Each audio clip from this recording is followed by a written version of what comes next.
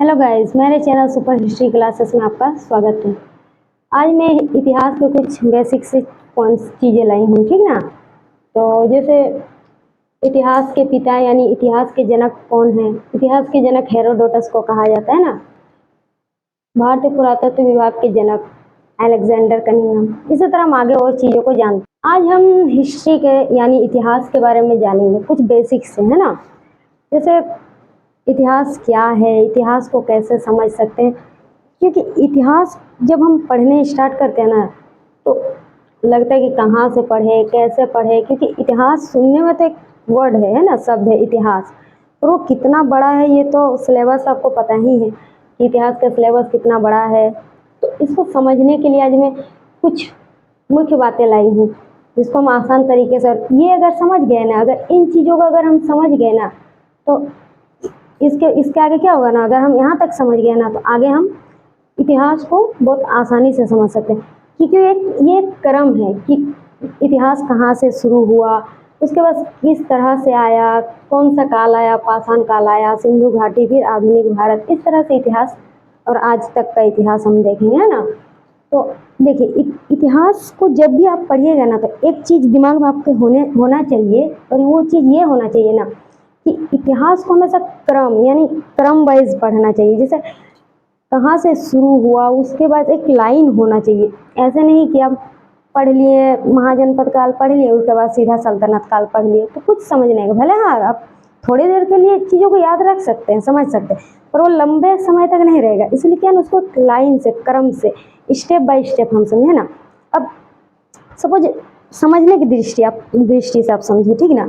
जैसे एक छोटा बच्चा है, हम उसको क ख सिखाते हैं, क से गिया तक, फिर हम उनको जोड़ कर सिखाते हैं शब्द लिखना, शब्द से वाक्य सीखना सिखाते हैं, है कि नहीं।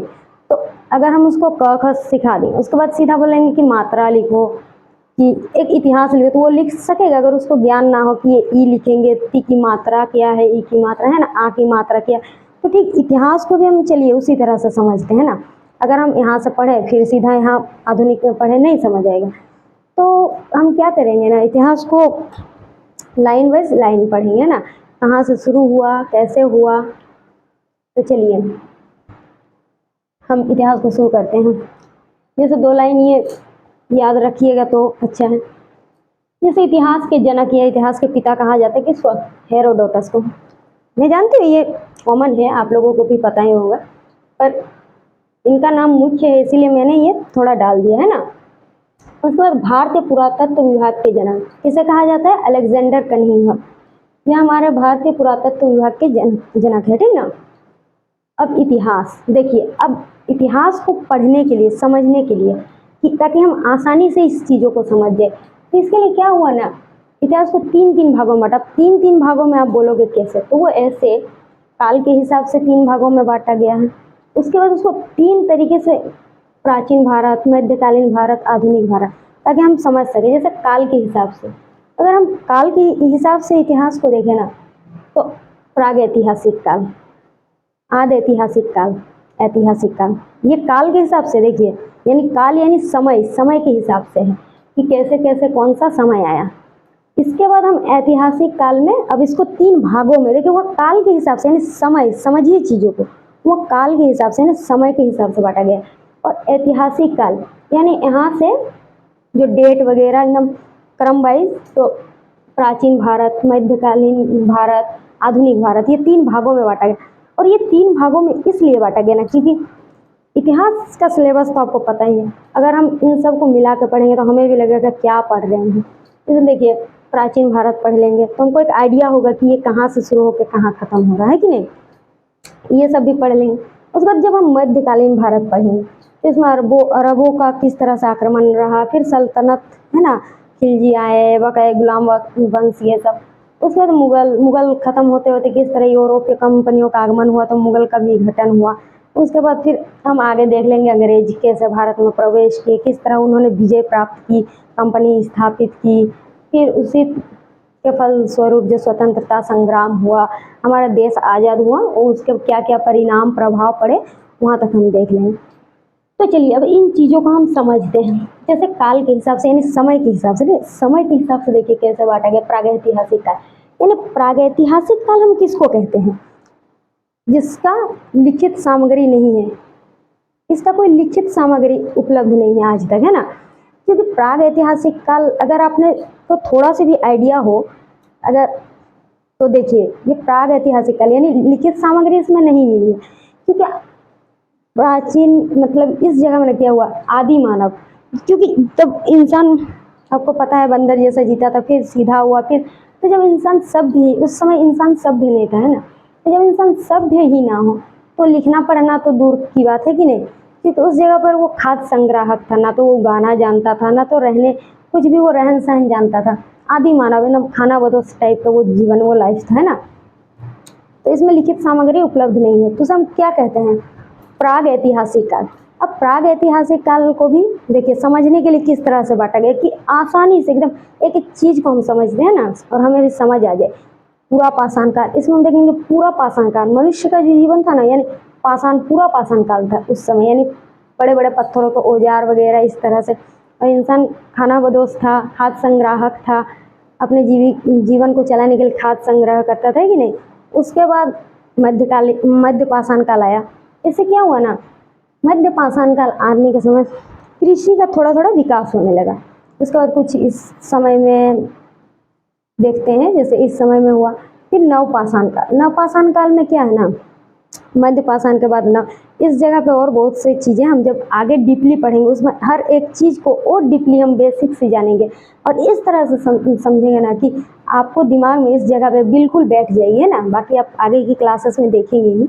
उसके बाद नवपाषाण काल, नवपाषाण काल में कैसे इंसान, क्योंकि जब कृषि करेगा इंसान, तो हम यहाँ कृषि कर लिए, फिर कहीं और चले गए, है ना, तो कहीं और अगर हम चले गए तो फिर वहाँ सब कृषि करना, हम क्या यहाँ बार बार आना जाना करेंगे नहीं। तो अगर हमको कृषि करना है ना, तो उसके लिए हमें स्थायी आवास, है कि नहीं, स्थायी आवास की ज़रूरत पड़ती है, क्योंकि अगर हम एक जगह रुकेंगे तभी तो हम कृषि कर पाएंगे। तो किस तरह से नवपाषाण काल में स्थायी आवास का निर्माण हुआ, इंसान कुछ कुछ सभ्य जीने लगा, स्थायी जीवन जीने लगा। उसके बाद इस काल की सबसे देखिए, पूरा पाषाण काल में आग की खोज हुई है ना, परंतु उसका उपयोग इंसानों ने नहीं सीखा था, है ना। उसका उपयोग कब सीखा, मध्य पाषाण यानी उसके बाद सीखा। खोज हो गई थी मगर यूज इस्तेमाल करना नहीं सीखा था, उस बाद में सीखा, है ना। नवपाषाण काल, इसमें स्थायी जीवन। उसके बाद नवपाषाण काल में सबसे बड़ी महत्वपूर्ण बात इस काल की है कि पहिए का आविष्कार हुआ। पहिया जानते हैं ना, पहिए चक्का, तो पहिए का आविष्कार हुआ। तो जब पहिए का आविष्कार हुआ तो देखिए थोड़ा बहुत आपको झलक दिख रहा है कि आपको व्यापार वगैरह या फिर यातायात का थोड़ा साधन देखिए यहाँ से मिल गया। तो क्या हुआ ना, जब पहिए का आविष्कार हुआ, ठीक, ओके, तो जब पहिए का आविष्कार हुआ तो बैल, ये सब तो जानवर तो रहे ही होंगे, बैल वगैरह, तो इस सब की गाड़ी बनाई गई, जैसे बैलगाड़ी, है ना, इस तरह की चीज़ें। उसके बाद हम आगे तो पढ़ेंगे ही डीपली। उसके बाद देखिए प्रागैतिहासिक काल हो सकता है आपको इतना तक समझ आ चुकी है, ठीक। तब हम आदि ऐतिहासिक काल देख लेते हैं। तो आदि ऐतिहासिक उस काल को कहते हैं जिसमें लिखित स्रोत है ना, लिखित सामग्री हमारे पास है, परंतु आज तक उसको पढ़ा नहीं जा सका। जैसे इसका सब, इसमें सिंधु घाटी सभ्यता, वैदिक सभ्यता को हम रखते हैं, यानी समझने की दृष्टि से। क्योंकि सिंधु घाटी की सभ्यता में देखिएगा उसमें कुछ अलग ही, आप अगर देखिएगा आगे भी पढ़िएगा, आप इससे पहले भी थोड़ा बहुत तो पढ़े ही होंगे। तो इसमें देखिए इस तरह से मछली वगैरह, है ना, इस तरह से मछली वगैरह होंगे, यू के शेप के कुछ होंगे, स्वास्तिक के चिन्ह इस तरह से होंगे, और कुछ इस तरह से फूल पत्ती वगैरह बनाए होंगे, है ना, इस तरह से कुछ कुछ बहुत तरह की चीजें। तो ये क्या है, भाव चित्रात्मक है, यानी भाव प्रकट करता कि उनके अंदर क्या भाव था। क्योंकि उस जमाने में हो सकता है लिखने का कोई जानकारी नहीं थी, तो उस समय चित्र के द्वारा वो लोग कुछ समझते थे। तो अभी तक इसको पढ़ा ही नहीं जा सका, है ना, इसलिए इसको आदि ऐतिहासिक काल में रखा है। इसमें देखिए आदि ऐतिहासिक को सिंधु घाटी सभ्यता, वैदिक सभ्यता। जैसे देखिए सिंधु घाटी सभ्यता का काल क्या है, 2500 ईसा पूर्व से 1500 ईसा पूर्व। खैर सिंधु घाटी सभ्यता की जो है ना, अलग अलग इतिहासकारों की दृष्टि से ना अलग अलग डेट निर्धारित किए गए हैं। तो इसके डेट बहुत से आपको 5-6 मिल जाएंगे अगर आप बुक को देखिएगा डीपली। तो किसी बुक में कुछ, किसी बुक में कुछ। खैर इसके डेट को उतना नहीं पूछा जाता है, बस ये समझने की दृष्टि है ना। वैदिक सभ्यता, अब वैदिक सभ्यता देखिए, इस चीज को समझिए। वैदिक सभ्यता 1500 ईसा पूर्व से 600 ईसा पूर्व, यानी ये शुरू कब होता है 1500 ईसा पूर्व, और कहाँ तक 600 ईसा पूर्व तक चलता है। उसके बाद इसको भी अब देखिए इसको दो भागों में, जैसे ऋग वैदिक काल, उत्तर वैदिक काल, यानी पहले जो ऋग वैदिक पहले, उत्तर यानी बाद का वैदिक काल। यानी देखिए अब ऋग वैदिक काल का काल क्या है, ये सब क्वेश्चन में आते हैं कॉमनली। आप रेलवे दीजिए, हिस्ट्री, इतिहास एक ऐसा सब्जेक्ट है ना कि हर एग्जाम में, ज़्यादातर एग्जाम में क्या बोले इतिहास के क्वेश्चन पूछे जाते हैं। रेलवे हो गया, मैंने खुद नेट का एग्जाम दिया है कई बार। हिस्ट्री तो मेरा ऑनर्स ही है, तो इसीलिए तो क्वेश्चन इतना डीपली पूछते हैं, इसलिए अगर हम चीज़ों को समझे हुए रहेंगे ना तो हमारे लिए आसान होता है ना। तो ऋग वैदिक काल का डेट क्या था 1500 ईसा पूर्व से 1000 ईसा पूर्व। उत्तर वैदिक काल का देखिए क्या था 1000 ईसा पूर्व से 600 ईसा पूर्व, है ना। उसके बाद आ जाते हैं हम ऐतिहासिक काल। तो देखिए ऐतिहासिक काल जिसमें लिखित सामग्री उपलब्ध है, यानी यहाँ से क्या होता है देखिए लिखित सामग्री। और यहाँ पर हमने नवपाषाण काल में एक चीज बोला था, है ना, इसमें लिखित सामग्री उपलब्ध है। ओके, उसके बाद यहाँ पर जो नवपाषाण काल है, नवपाषाण काल में आपको मैंने कहा ना पहिए यानी चक्का जिसे कह सकते हैं, व्हीलर, तो ये इस चीज का आविष्कार हुआ। तो देखिए तो जब हम इतिहास देखिए ऐतिहासिक काल को पढ़ेंगे तो इसमें हम आ जाते हैं प्राचीन भारत, मतलब महाजनपद काल को अगर हम देखते हैं तो यहाँ से देखिए द्वितीय शहरीकरण या फिर द्वितीय नगरीकरण, महाजनपद काल जब शुरू होता है तो देखिए लोहे की खोज हो चुकी थी उत्तर वैदिक काल में, है कि नहीं। वो सब हम आगे पढ़ेंगे, अभी मैं थोड़ा थोड़ा बता रही हूँ कि आपको समझने में आसानी हो। जब आप इन चीज़ों को थोड़ा थोड़ा समझे रहेंगे ना तो आगे आपको और समझने में आसानी होगी ना। इसीलिए तो महाजनपद काल, तो महाजनपद काल क्या है, इसमें द्वितीय नगरीकरण, क्योंकि प्रथम नगरीकरण या शहरीकरण की सभ्यता सिंधु घाटी को माना जाता है। और द्वितीय देखिए क्वेश्चन ये भी पूछा जाता है एग्जाम में, द्वितीय नगरीकरण या द्वितीय शहरीकरण हम किसे कहते हैं। तो अब क्वेश्चन आएगा कंफ्यूजन हो जाएगा, इसीलिए इस बात को दिमाग में रखिए। प्रथम शहरीकरण है ना सिंधु घाटी सभ्यता, क्योंकि एक नगरीय सभ्यता थी, परंतु वैदिक काल क्या थी, एक ग्रामीण सभ्यता थी। इन बातों को आपको समझना पड़ेगा, यहाँ पर याद रखना पड़ेगा दिमाग में, है ना। और प्राचीन भारत देखिए महाजनपद काल, ये क्या द्वितीय नगरीकरण या द्वितीय शहरीकरण जो कहिए। उसके बाद हम देखिए यहाँ कुछ चीजें मैंने दिया है, इसके और है पढ़ने में, जैसे मगध साम्राज्य है, मौर्य साम्राज्य है। मगध साम्राज्य जैसे वंशों ने ना हर्यक वंश, शिशुनाग वंश, नंद वंश, ये सब हम पढ़ेंगे। उसके बाद मौर्य साम्राज्य, मौर्योत्तर काल, मौर्योत्तर के बाद कैसे शुंग वंश आदि पढ़ेंगे।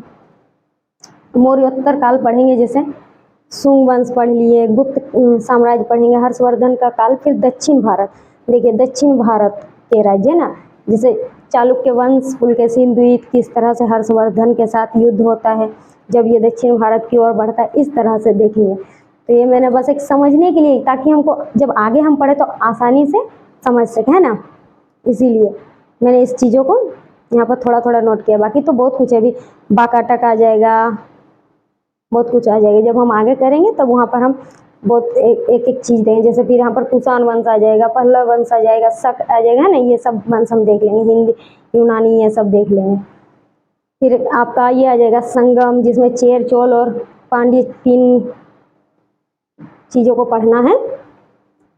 और हाँ ये समझाती हूँ, मगर हाँ मेरे चैनल को लाइक शेयर और सब्सक्राइब भी कर दे, ताकि सब्सक्राइब करने से मैं जो भी वीडियो भेजूँ इसमें डालूँ मेरे चैनल में वो आप तक पहुँच सके, है ना। तो प्लीज़ सब्सक्राइब जरूर कर दीजिएगा मेरे नेक्स्ट वीडियो के लिए, ओके।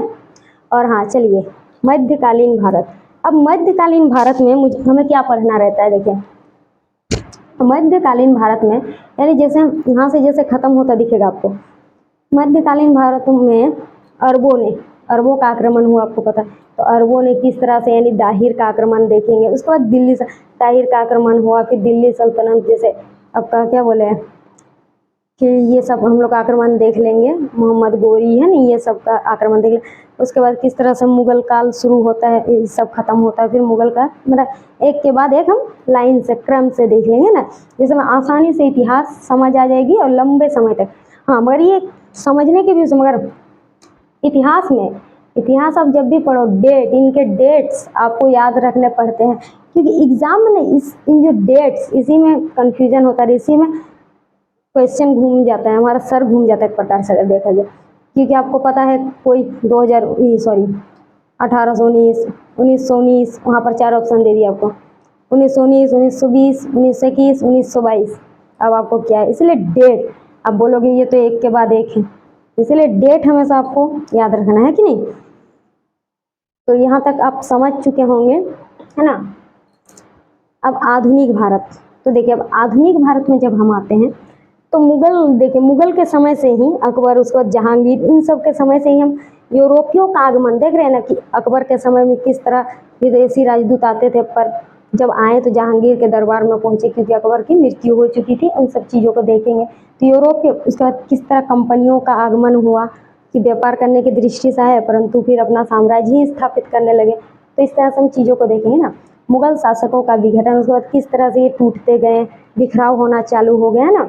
अंग्रेजों की भारत में विजय, लगातार किस तरह से विजय होते गए। विजय में आप क्या देख लीजिएगा, भारत में कहाँ कहाँ विजय हुआ। अगर आप थोड़ा सा पढ़े होंगे तभी तो वीडियो देख रहे हैं। तो देखिए आप थोड़ा सा माइंड को घुमाइए, किस तरह से प्लासी का युद्ध लड़ा, तो उन्होंने बंगाल पे, है ना, बंगाल क्षेत्र पे अपना शासन स्थापित किया। उसके बाद जब बक्सर का युद्ध लड़ा तो पूरे भारत पे एक प्रकार से उनका अपना शासन एक होता है ना, स्थापित हो गया था। इस तरह से हम इन चीज़ों का आगे देखेंगे, है ना। राष्ट्रवादी जागरण, उसके किस तरह इनकी नीतियों को चलते देखते देखते लोगों में राष्ट्रवादी जागरण होता है, राष्ट्रपति एक प्रति प्रेम होता है उसके, है ना। फिर स्वतंत्रता संग्राम तथा इसके परिणाम, फिर बहुत कुछ चीज़ें हैं, गवर्नर जनरल, ये सब। तो मैंने कुछ कुछ बोला ना, बहुत कुछ है पढ़ने को। और ये समझने के व्यू से, ये जो मैंने वीडियो बनाई, समझने के व्यू से कि आपको बहुत आसानी से समझ आए चीज़ों को। जैसे बहुत किसी का डर होता है ना, इतिहास, ये नाम सुनते ही क्या है नहीं है, दिस दैट, तो बस कभी मत सोचिए कि क्या है कैसे होगा। होता है ना, प्रॉब्लम है तो सॉल्यूशन भी है, बट सॉल्यूशन ढूंढना पड़ता है ना। तो बस वही चीज़ है। तो देखिए सॉल्यूशन, हिस्ट्री क्या है, बहुत बड़ा है, और उसका सॉल्यूशन छोटी छोटी चीज़ों को समझने से ही होगी, है ना। सोचने से नहीं होगी, समझने से होगी। तो स्वतंत्रता संग्राम तथा इसके परिणाम, उसके बाद भारत, है ना, किस तरह से आज़ाद हुआ, कैसे क्या क्या हुआ, वो सब हम देख लेंगे, ठीक है। तो थैंक यू, आज का मैं ये वीडियो यहीं समाप्त करती हूँ। मेरे आगे के वीडियो देखने के लिए मेरे चैनल को लाइक, शेयर और सब्सक्राइब कीजिएगा, ताकि मैं और आगे वीडियो ला सकूँ।